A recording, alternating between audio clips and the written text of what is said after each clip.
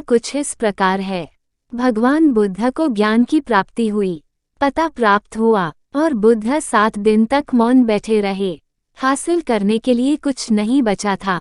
बुद्ध परम आनंद में थे, उन्हें परम सुख भोग रहा था। लेकिन देवता चिंतित हो गए।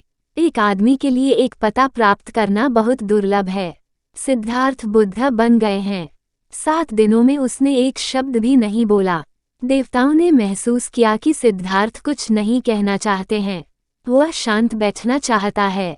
देवता पृथ्वी पर उतरे, बुद्ध के पास पहुंचे और उनसे विनती की, लोगों के कल्याण के लिए हम बोलें, चुप रहें, चुप न बैठें। तब बुद्ध ने कहा, 2 विकल्प हैं। एक, मैं जो प्रचार करूंगा उसे बहुत कम लोग समझ पाएंगे, वह बहुमत को नहीं समझेगा। लगभग 95% लोग इसे नहीं समझ पाएंगे, तो मेरे 95% प्रयास, मेरे उपदेश निष्प्रभावी होंगे, निष्फल होंगे। दूसरे, केवल 5% लोग जो मुझे समझ सकते हैं, जो मेरे उपदेश को समझेंगे, मुझे लगता है कि थोड़े समय के भीतर उन्हें संबोधि मिल जाएगी। वे बुद्धिमान हैं, वे साहसी हैं, वे आविष्कारक हैं, सच के दीवाने होते हैं। 95% लोग कुछ भी नहीं समझ पाएंगे। मुझे समझने के लायक 5% लोग आज नहीं तो कल समझेंगे। मैं उसके लिए बोलूं या न बोलूं, इससे कोई फर्क नहीं पड़ता। मैं उनके साथ शांति से संवाद कर सकता हूं और वे संदेश प्राप्त करेंगे। फिर किसके लिए बोलें, किसको उपदेश दें?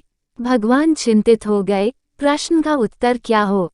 बुद्ध की बात सही थी और फिर से सभी देवता एक साथ बैठकर विचार करने लगे।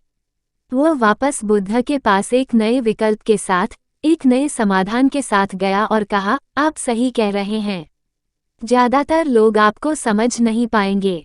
आपके दिन में भी एक अल्पसंख्यक प्रबुद्ध हो जाएगा, लेकिन आप इससे कैसे इनकार कर सकते हैं? क्या दोनों के अलावा कोई लोग हैं? आप कैसे सोचते हैं कि इन दोनों के अलावा एक भी व्यक्ति नहीं होगा? आपके द्वारा बताए गए 2 प्रकारों के अलावा कुछ लोग 3 प्रकारों में आते हैं। बोलोगे, उपदेश दोगे तो समझेंगे, वे आपकी सलाह मान सकते हैं। यदि आप नहीं बोलते हैं तो वे आपके उपदेश को कभी नहीं समझ पाएंगे। वे 1000 में 1 हो सकते हैं, अति अल्पसंख्यक। आप उन्हें मना नहीं कर सकते। वे बहुसंख्यकों और अल्पसंख्यकों के बीच की कड़ी होंगे। भगवान बुद्ध इससे इनकार नहीं कर सकते थे।